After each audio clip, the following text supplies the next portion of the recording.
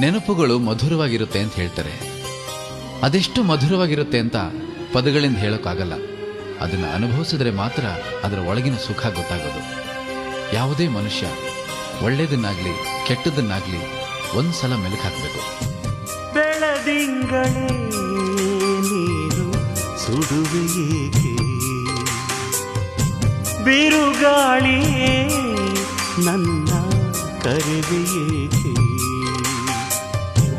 ಇದೇನು ಇದೇನು ವಿನೋದ ವಿನೋದ, ಹೀಗೇಕೆ ಹೀಗೇಕೆ ಪ್ರಮೋದ ಪ್ರಮೋದ.